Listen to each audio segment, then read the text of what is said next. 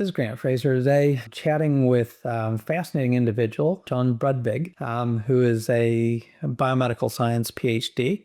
He'll tell us a bit about what he does, but he is currently working on writing a book that'll be published by Johns Hopkins called The Cellular Reset. And my understanding is that he's looking at discussing the gray zone where you have a period of time where there's all types of warning signals going on, which is currently missed by current medical practitioners who typically wait until you get a diagnosis of type 2 diabetes, until you have a heart attack, until you have a stroke. And the problem is that by then the damage is done, and all of these warning signals that could have been discovered have completely been missed until there's permanent damage. And even if you don't have damage, the longer you have these changes going on in your body, the more damage is done, even if it's not symptomatic damage or not obviously symptomatic damage where people go, hey, this is just aging. You know, somebody gets a little more slow in their thinking or slow in their moving, these types of things. So, Jon, tell us a bit about yourself as far as education, the work that you do, and what's led you to author this book. Yeah, absolutely. So that was a great intro, by the way. I think you explained it better than I could. But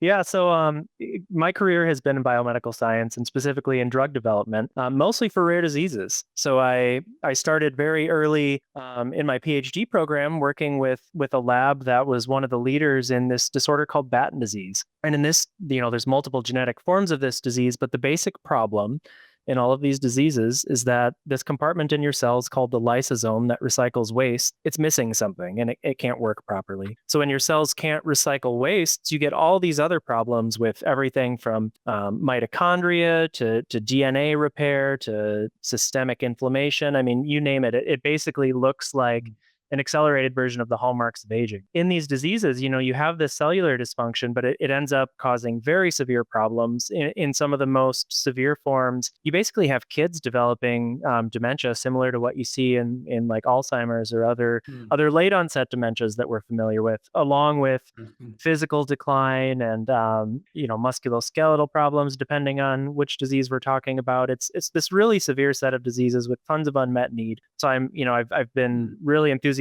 about working in this space and trying to develop drugs that can help these patients.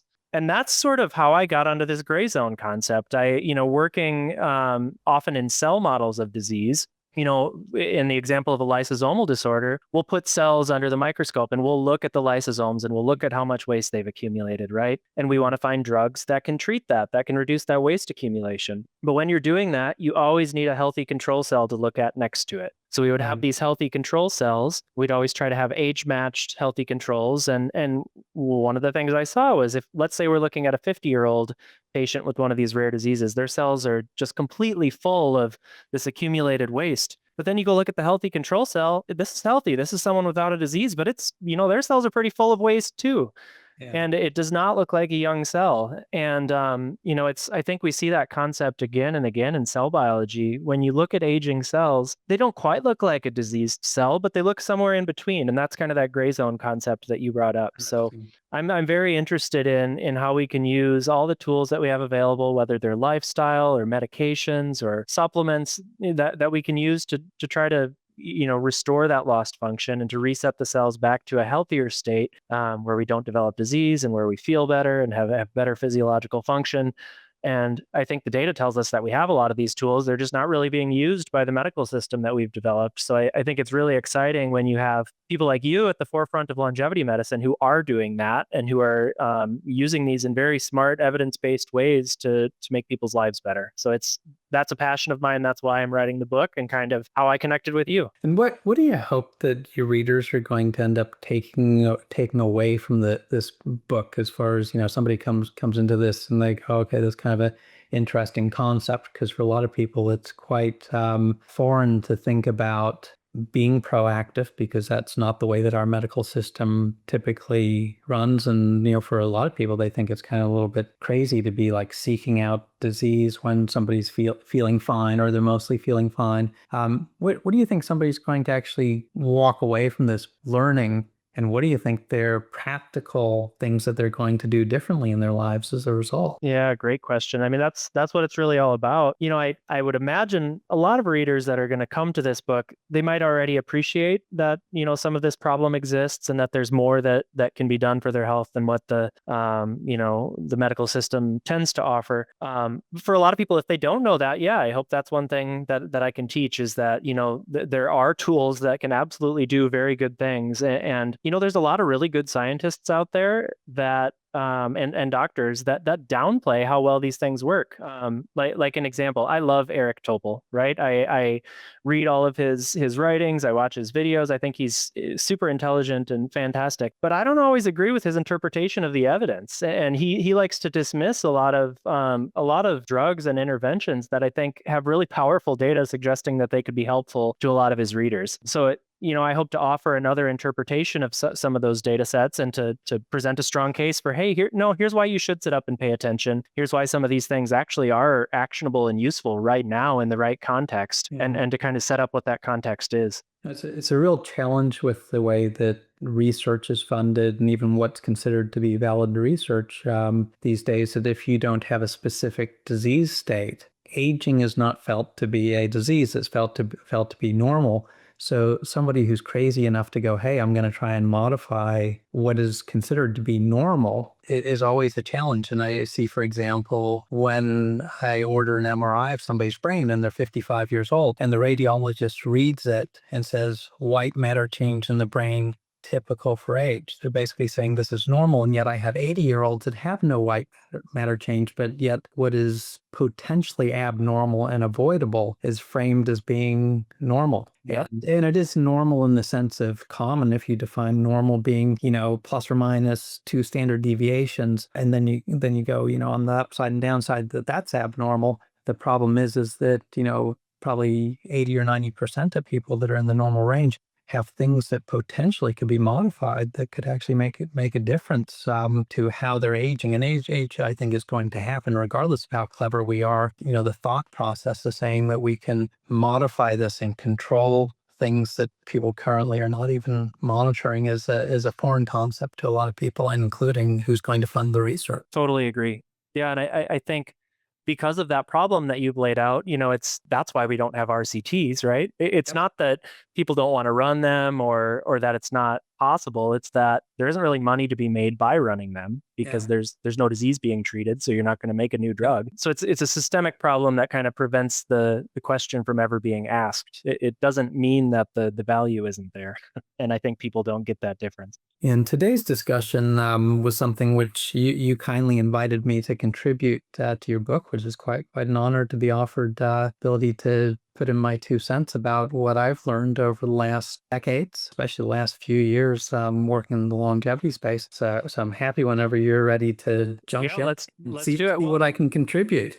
Well, first, how about, as I'm introducing you in the book, and for anyone watching this, maybe who's new to your channel, why don't you give the rundown of where you're coming from? And I mean, I can say that the reason I reached out to you and was so interested in speaking with you is just, we've corresponded a little bit, and just reading what you write online. I love how you set this up, the framework that you just talked through about this preventative mindset and using a really informed approach with monitoring, guiding treatment decisions. And I think you're a great example of someone who uses data to make evidence-based decisions. And I think when people look at longevity doctors, there's this narrative that they don't do that, right? But you are objective evidence that that's not correct. And I kind of just love how intelligent your approach is. So that's why I was interested, but I'll let you give the full intro. Yeah, so I guess my background is I initially felt that I could make a change, and I ended up doing family medicine, going to a rural community, realizing that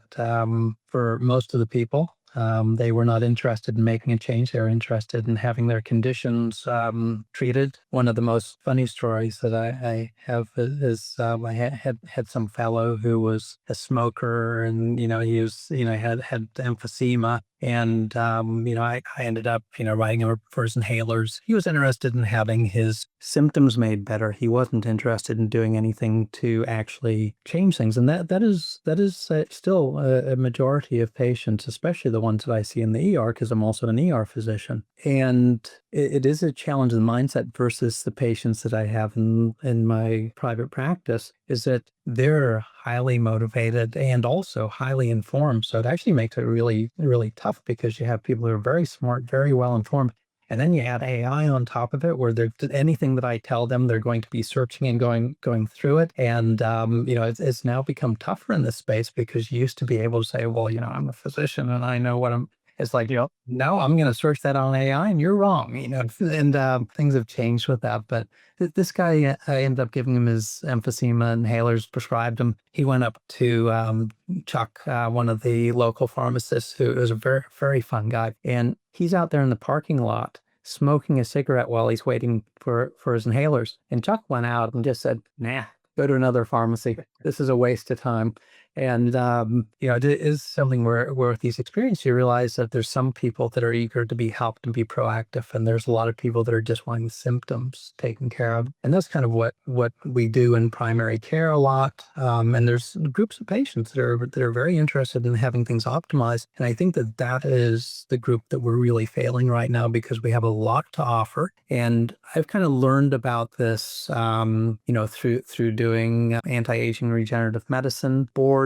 But even there, that's a very general area, and there's a lot of people in that specialty who are doing a lot of this stuff. Makes us disreputable. And that is something where if I have something where if I order it for you, I make money off of it, massive conflict of interest. And that's how so many of these clinics are set up, is that they have these infusions and stuff that have no evidence of any kind, but yet they make a whole lot of money off of it. They buy a machine that does XYZ. So naturally, that machine needs to be used on everybody to pay for it. And they, say here, this is something that everybody should have. So I think avoiding that. And one of the things I like about not having an office and doing telemedicine is that there's no temptation to do any of that stuff. I can't do any of that stuff, and I don't want to be doing any of that stuff because I don't believe in it to begin with. So I think it's important that there are a group of doctors in the longevity space who don't do these types of foolish things. And there's classic doctors like, Dr. Guthrie is a great example. He's a cardiothoracic surgeon who essentially serially ends up making a problem that usually doesn't exist. Then he has a way that he can measure it, sometimes where he makes money off of it. And then, of course, he has the cure for it, but he's the only one that has the cure for it. Then after that gets old, you come up with another idea. And you go through this, and this is something where we need to avoid. And so I've been very focused on looking at, what actually makes sense. What's something that has a reasonable mechanism, has some reasonable evidence behind it,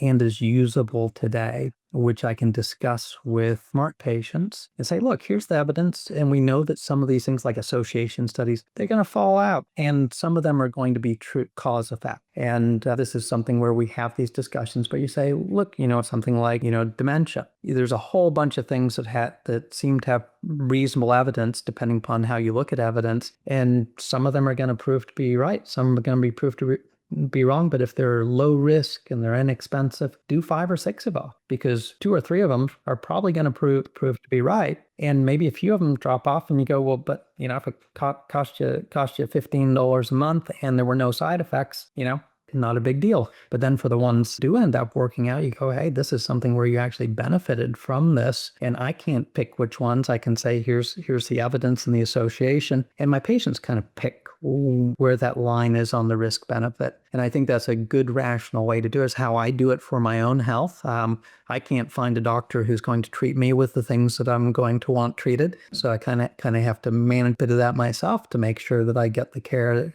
because there's not too many like-minded people, unfortunately, yet. But I think we are getting there. Yeah. No, I love the way you set that up. The way you're talking about evidence and uncertainty, I think that's spot on. And I think being upfront about that uncertainty with your patients, right? That's critical, because it is going to exist for a lot of these interventions. Yeah. And I always think it's really interesting to think about it in sort of a historical context, like things that we now take for granted as being efficacious.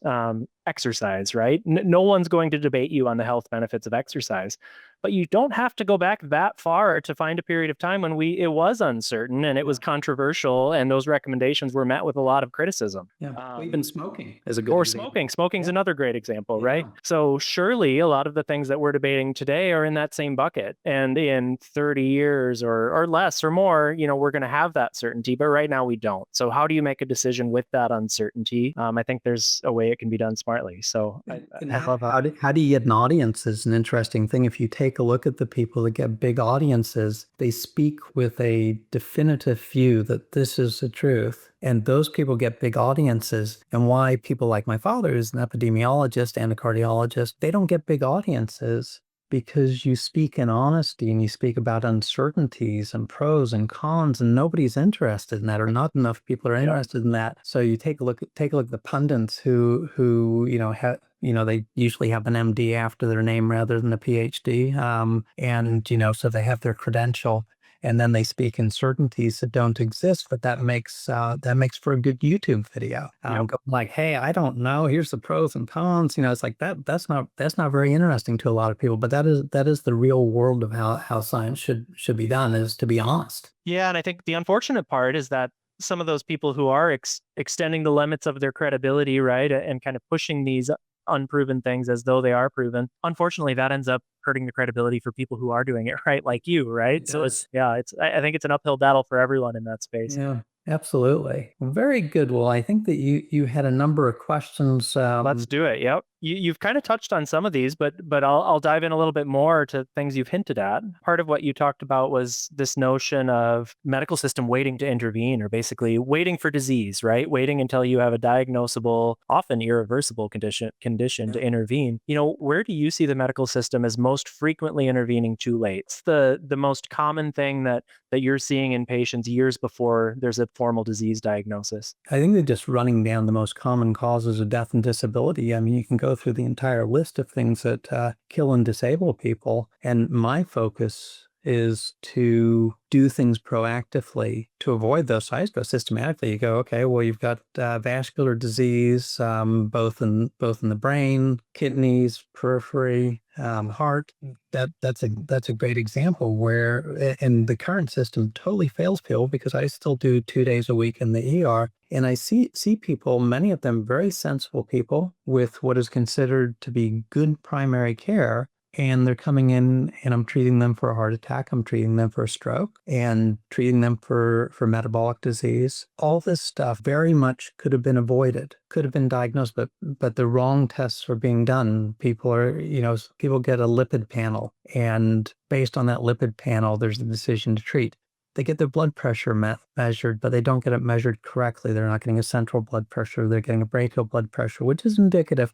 But then the targets that are being used are incorrect. Their insulin resistance has never been measured. They might get an occasional hemoglobin A1C, but even then, kind of the goals are not tightly put in there. People are not getting a lipoprotein A measured. They're not getting an ApoB measured. They're not getting, the insulin sensitivity measured. They're not getting body composition. All these things, they're not getting an MRI of their head and neck. They're not getting a CT coronary angiogram. All these things, they're not covered by insurance. But people aren't even offered these things because many of the people actually do have the resources to do this, even if insurance isn't going to pay for it. But it's not on offer. And one of the things is that with primary care basically being put into corporate medicine, you've got these short visits. And I see people that are on medications that are by far not the best medication for their condition, just being refilled and refilled because it's too complicated. You don't have enough time or enough knowledge to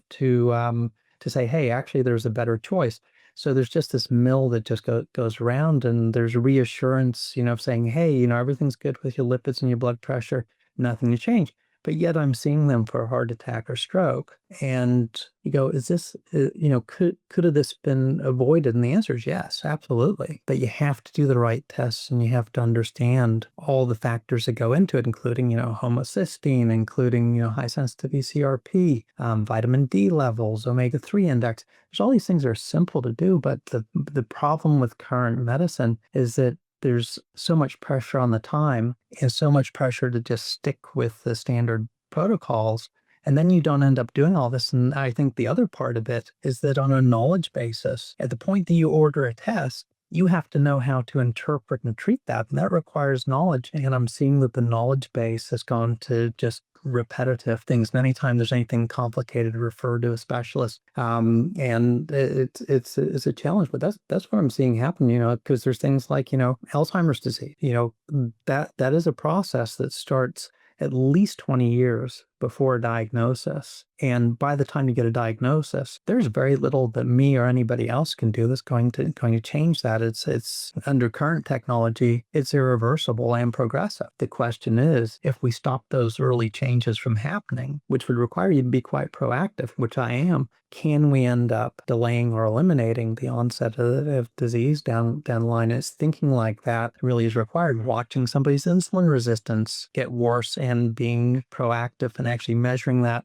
and making sure they don't get metabolic disease and they don't get metabolic associated liver disease, all those things that, do cause irreversible harm even when you treat it. All these things have to be measured and monitored, and that requires a level of detail and knowledge that seems to be pretty rare these days, and it's complicated. But I think that the approach to to insurance companies and having these short visits, and there's a lot of pressure to just move people through. And it takes a long time. I mean, my initial visit with somebody is usually 90 to 120 minutes. And then I have about another 2 hours of work that I need to do in order to implement it. And then we need, several follow-up visits in order to really go through this. So it takes a lot of time, and that just doesn't meet with current business model of medicine. So I understand why people aren't doing this. If I were, if I were employed as a primary care physician, there's no way that I could work this into my practice. So I think that there's, a number of reasons, both knowledge and on the business model,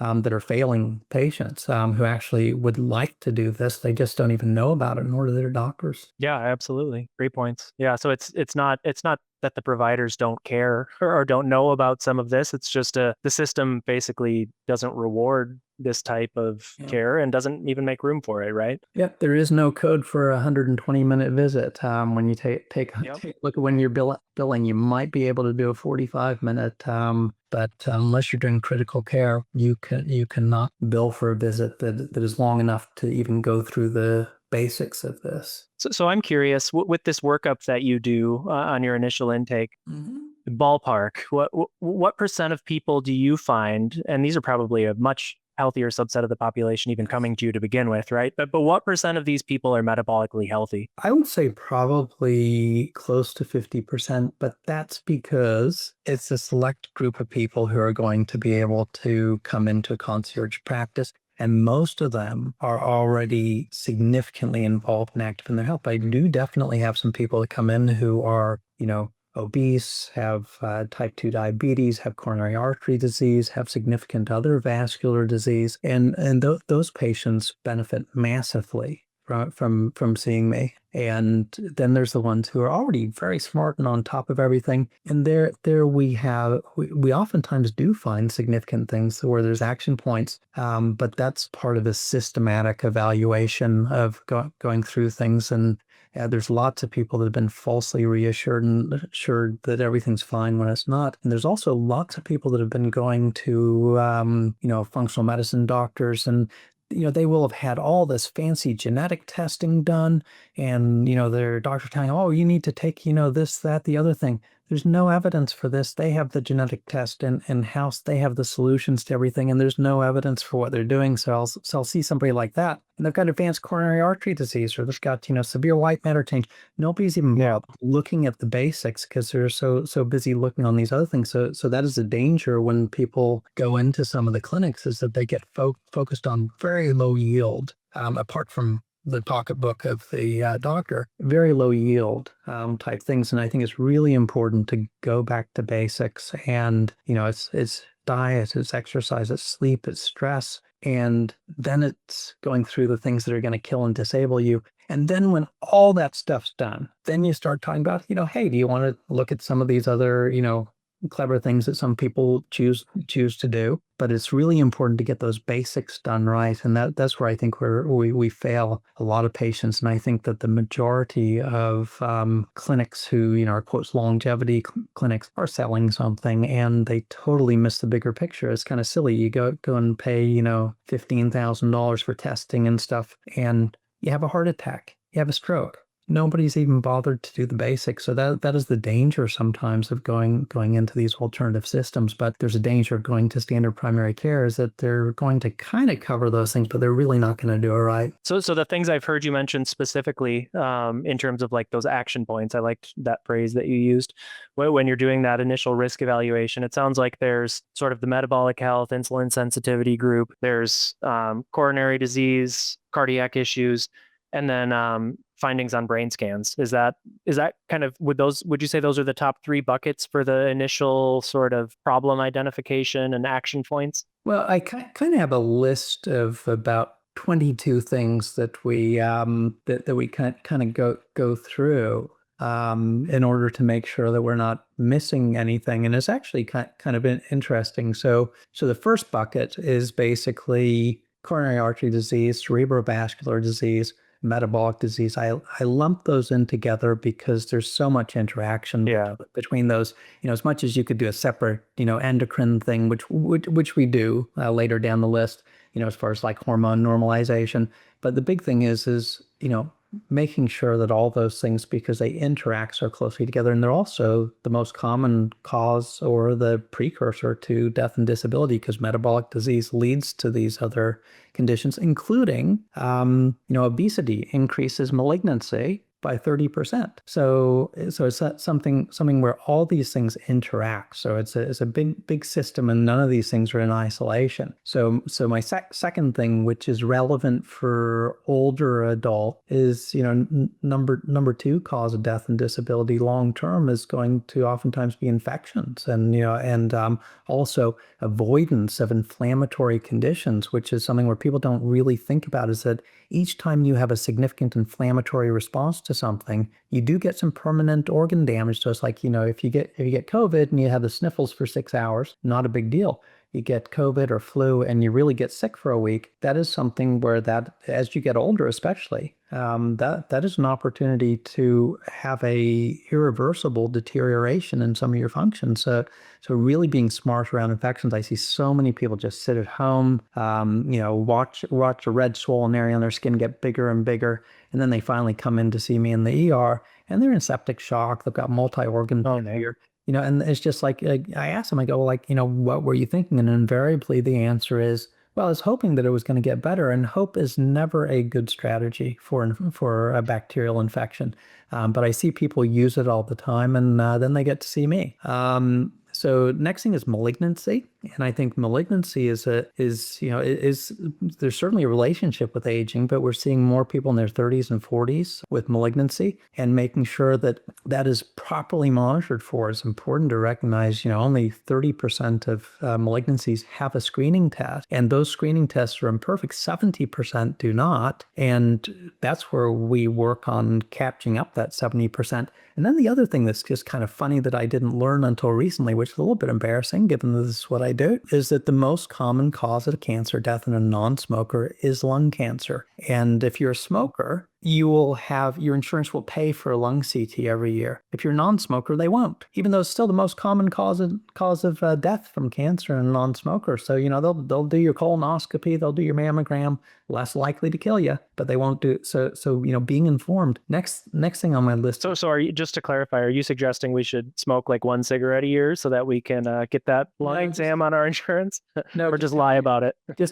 Well, the problem is that if you tell them you're a smoker, then your insurance rates goes up. Oh, that's true. Yeah. Can't win. I think it's probably better just to spend the $300 and get a lung CT. And the thing is that a lot of people have little nodules or other things. At the point you've got a nodule, then that requires following. Then your insurance will pay for the subsequent one. But yeah, it is a challenge. Next thing I look at is trauma, sarcopenia, osteoporosis, and frailty. Next thing I look at is neurocognitive decline, then hormone normalization, diet, exercise, sleep, stress, skin, your biggest organ, as far as, it's interesting. With something as simple as OS1 peptide from one skin, they show that you diminish your CRP in your bloodstream based on diminishing inflammation in your skin. And some people use rapamycin topically. There's a whole bunch of things that are used. There's some other peptides that are used. Then the next thing we look at is environmental stuff, because it's important. For example, if you're getting mold exposure, that's going to increase your rate of neurodegeneration and vascular disease, other things depending upon the toxin. Do you have heavy metals? Do you have organics, plastics? Do you have radon exposure? Which is the number 2 cause of lung cancer. People don't think about it. Anybody who's living, where there's limestone granite, you may end up having that, and cheap to measure, but people don't think to. Chronic infections is another thing.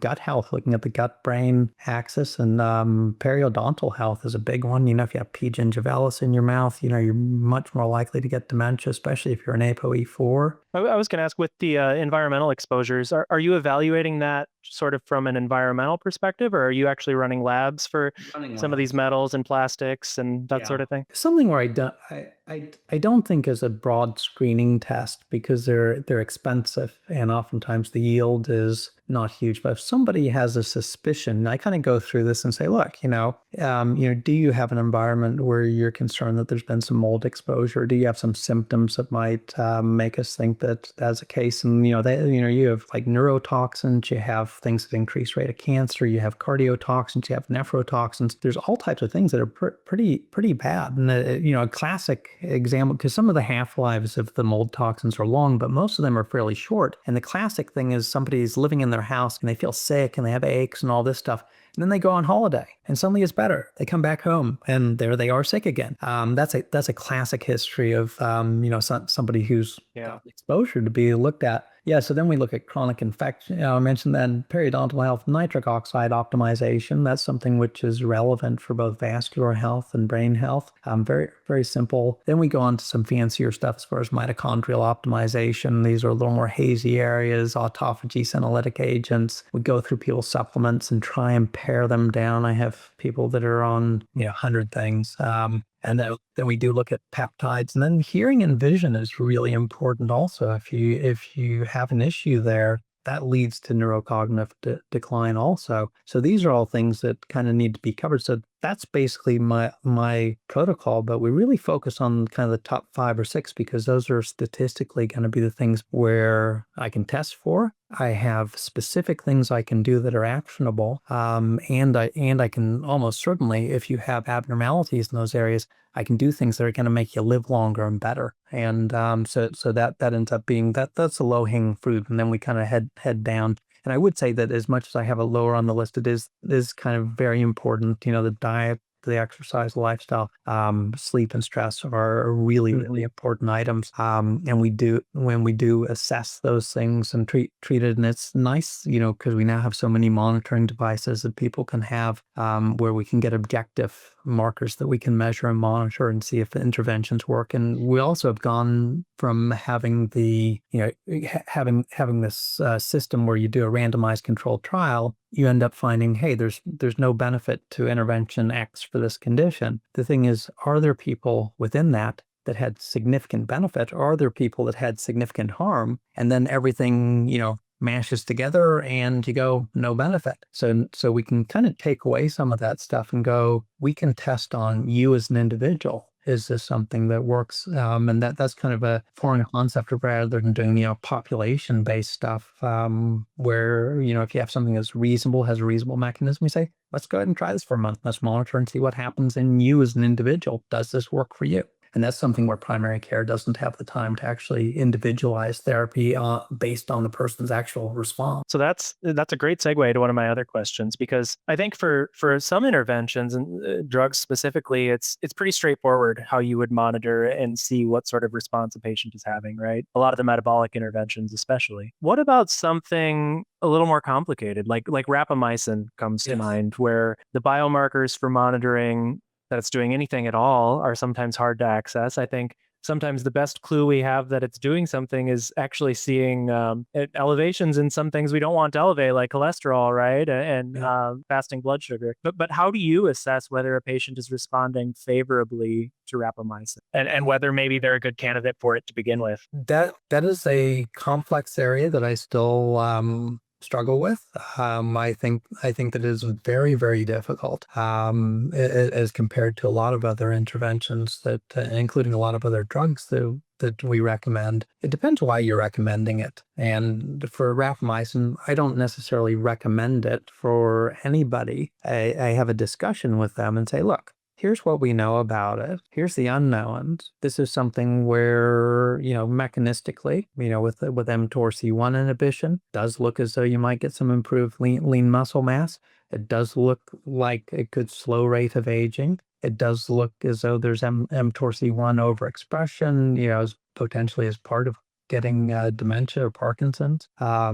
So theoretically, it would seem as though this would be helpful. And then you kind of have, you look at mouse models and go, oh, it can reverse, Alzheimer's changes.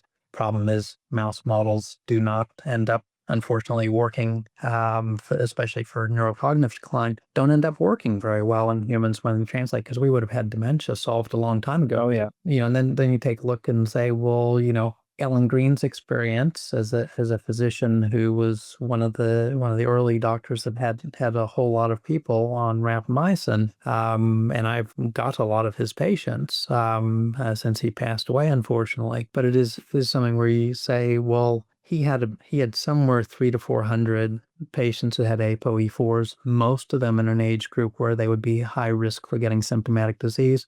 On average, I think he had them for 4 or 5 years. And by his report, he had 0 of them that got a diagnosis of dementia. Pretty unlikely statistically that would happen. However, the monitoring for that was not as robust as I would like. But it's an interesting piece of information. You can take it how you want to. But my experience has been that I'm not seeing people having neurocognitive decline with this.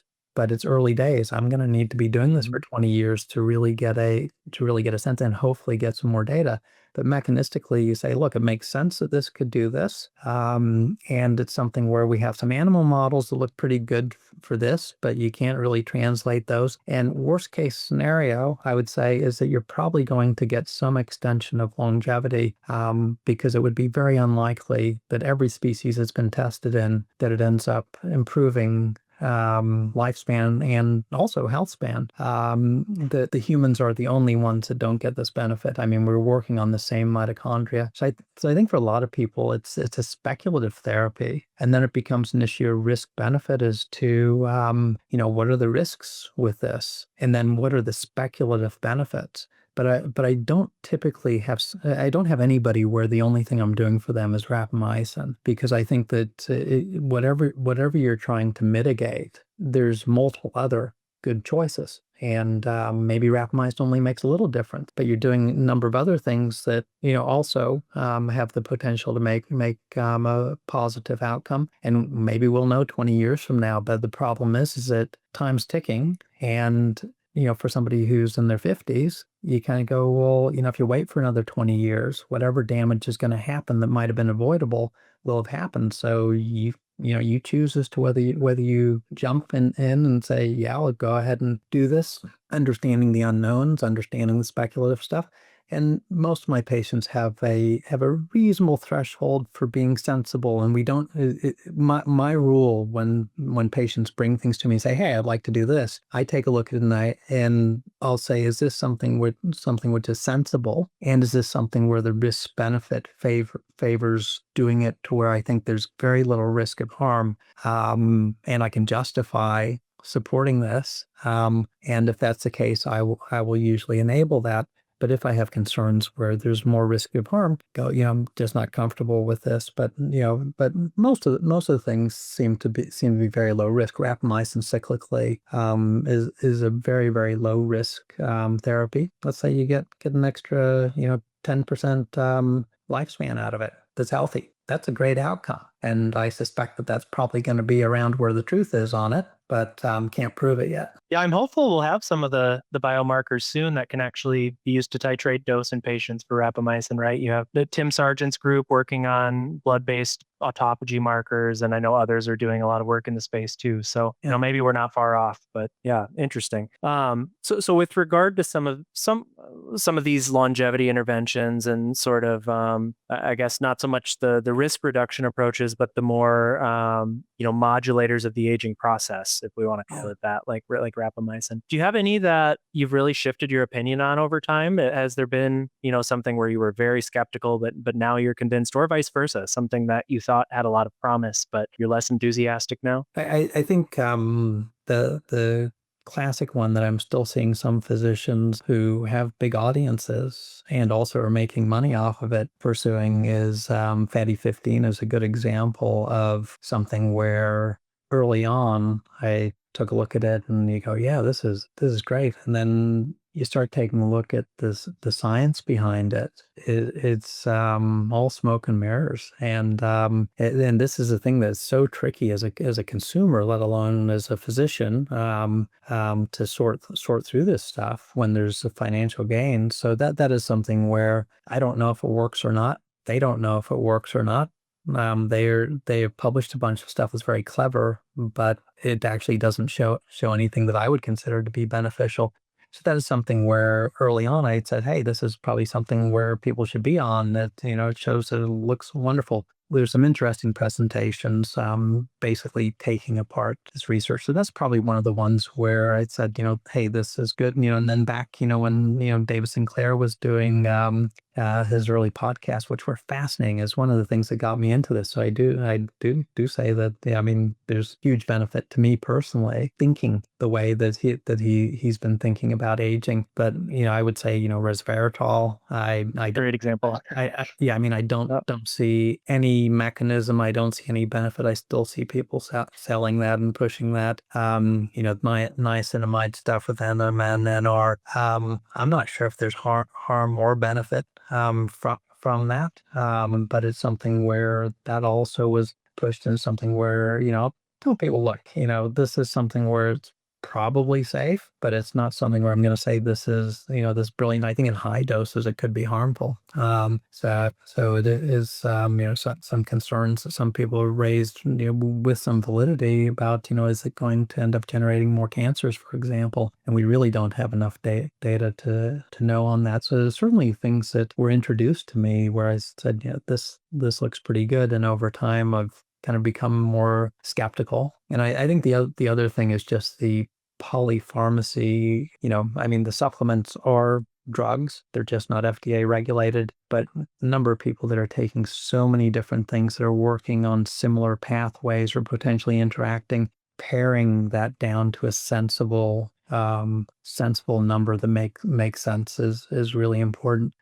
Things that probably the one most recently that I've firmed my opinion on is the benefit of statins. I think it went from saying, this is a reasonable thing for vascular disease and prevention to saying I'm pretty convinced that this is a major evidence base to diminish your rate of neurocognitive decline with dementia. And that the first study looking at that in a way that was interesting was one which showed it was over, I think, about a 5-year period, use of statins diminished rate of dementia by 40% over that short time period, which is a short time period for anything to be seen, which is part of the problem of assessing these interventions, because we're looking at what I do today is it going to make a difference in an outcome that's going to happen 20 or 30 years down the line? I mean, that's a hard study. Yeah. And so that was really interesting, but the benefit was only in people that had NAPOE4. In that study, people who did not have NAPOE4 had no difference in the rate of dementia, which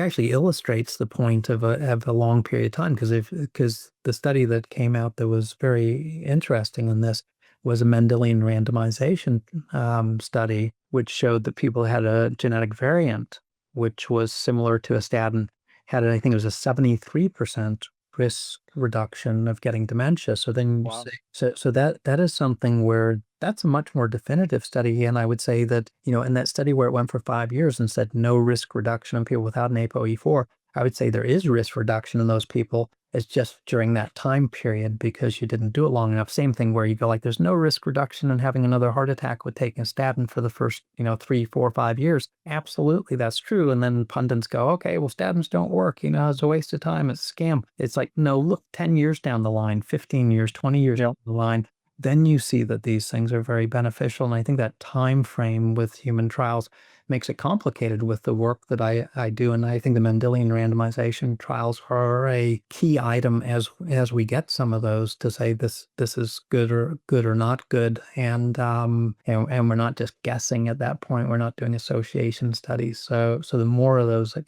come out, the more certain we can be on what our recommendations are. Yeah, absolutely. I've also been encouraged by the Mendelian randomizations for SGLT2 inhibitors, right? Yes. Not so much for dementia, but just for healthy lifespan extension and disease risk Yeah. reduction, and very convincing data there too.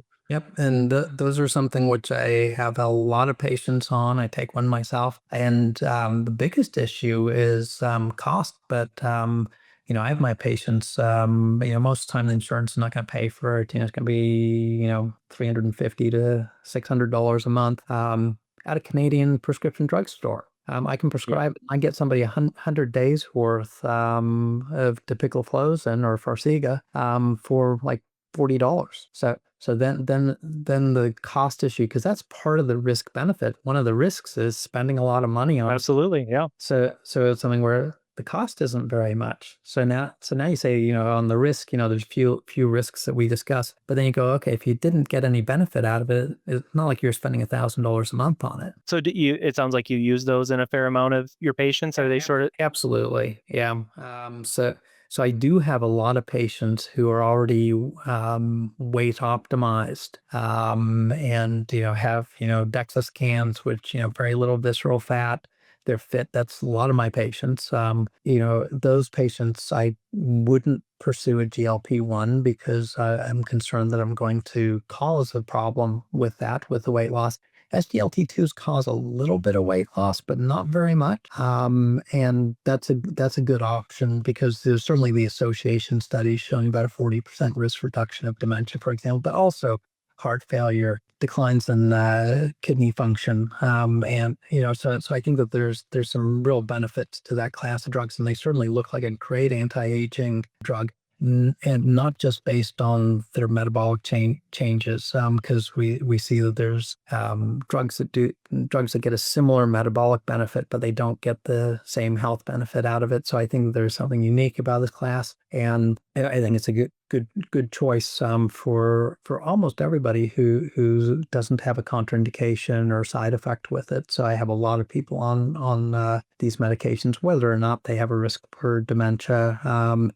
Just as a general sensible drug that has increasing evidence that it's a great thing. Yeah, I think in terms of the evidence, it's hard to find something with a stronger evidence base in terms of longevity interventions, right? Except statins maybe would be the competitor for that with the massive numbers of patients we have there too. But yeah, super interesting. Well, I want to be respectful of your time, and I want to make sure we hit this last question because I've been very curious. You mentioned briefly, you hinted at least, at your father's work in the space. For those who don't know, your father, Dr. Gary Fraser, does very influential work with the Adventist population, right? These large observational studies identifying protective lifestyle factors, right? Yeah. And really was integral to our understanding of what nutrition and some of these other lifestyle factors can do for health and longevity. And I'm sure that's been influential for you, but you've built on that foundation, and then you also are very comfortable using interventions when it seems appropriate. And I'm just wondering how you balance the two. Like how do you decide when it's appropriate to encourage a lifestyle intervention versus enlisting some pharmacological help, and how do you think about that? The lifestyle optimization in a number of domains is very important. So you do need to ask people, it's like, what are you doing for your exercise? Tell us about your sleep. What do we got going on as far as, stressors in your life? What kind of community connections do you have? Especially what are we doing for diet? And I think that all those things interact. So understanding somebody's lifestyle is quite important, and then making some suggestions around small modifications. And one of the biggest things that I think is really important when you suggest an intervention, especially a lifestyle intervention, you want to make sure that you have some good evidence for it, because people enjoy the way they live. They've chosen to do it for that reason. And if and if this guy loves his steak every night, and that's part of the quality of life, and now you're going to suggest that they stop that, you better have a good reason to do that. And you probably do. But it is something where every time that you tell somebody to change what they're doing, is that going to, improve their health outcomes? And is that actually something which is worth doing? And it's always a negotiation with people. And, and I understand that for a lot of advice, they may not take the full advice, but little improvements oftentimes make big differences. And so you don't have to be perfect. For example, in the Adventist Health Study, one of the interesting findings was that consumption of meat was harmful in the context of what you missed out on because you ate the meat. You didn't have some nuts and some vegetables. But if you ate the meat and you also had a good diet with, with nuts and seeds and vegetables and so forth, the harm was markedly less. So this is the issue of really understanding the data. And this is the complexity of kind of some of the nutritional data, is if you just take a look at one variable, you kind of miss the picture, because there's people that have, 100% of their diet or close to it in processed foods and meats and eggs and so forth. That's a very different individual than somebody who has some meat, who then has a very diverse diet, has, what I recommend, which is, 30 grams of fiber per day, at least 30 different types of plants, nuts, seeds, so forth each week, and, has appropriate protein, not over the top protein, but, at least, kind of in the, 1.2 gram per kilo per day in younger people. And, as people get older, maybe 1.6, and have a couple of meals that have at least 30 grams of protein for muscle synthesis, but have a sensible diet, and then have some things where you say, in isolation, that would look worse in a nutritional study, but in somebody who's actually doing that combination, same thing happens with, with alcohol consumption. A lot of people is like, that is something where they enjoy having some, they socialize with that. Some people sleep worse. It can hurt your sleep, and you need to know that. Some people sleep better. Also a valuable piece of information. So, it's what's the greater harm? And I think advising people strongly to do something that you don't have evidence is really has to be thought about. But yes, understanding the lifestyle is a big thing. And then pointing out the evidence is saying, look, if we move this a little bit in this direction, that's likely to be a health benefit, and here's the basis for it. You don't have to uproot everything. So everything's a negotiation with people. But the Adventist Health Study is interesting in that you take a look at people that are on mostly a pescatarian diet seem to do the best. That was kind of 11 years of additional life as compared to the average Californian. The average Californian lives longer than the average American. So you're seeing a significant benefit. But it's not just the diet. The diet's a big part. It's the community. It's, the interactions, the, staying active. All these things come into a lifestyle. But it is interesting with what would seem to be a few simple interventions at 11 years of additional life is pretty impressive, which is what we see in that population. Absolutely. Well, I think we made it through my questions. You've given me maybe more questions than I started with all the things I'd like to follow up on, but we can leave it at that. Maybe Very good. I'll keep trying to bug you by email and see how much how much more I can get out of you. But I really appreciate the conversation, and I learned so much talking to you and corresponding with you. So I hope we can stay in touch, and I'd love to get your feedback on some of the book content when I get to that stage. And I'll enjoy it. I will demand a signed copy, which I will pay for. But oh, you don't have, no, you just did pay for it. You've more than paid for it. So yeah. I think you've given me some good quotes too, so we'll look forward to working on those. But yeah, I really appreciate it, and I hope we can circle back. I'm going to look forward to watching your new content as it comes out. I love what you've been doing on YouTube, so keep up the good work. Thank you so much, Jon. It's been a pleasure. Yeah, thanks. Okay, very good. See you next time. Okay.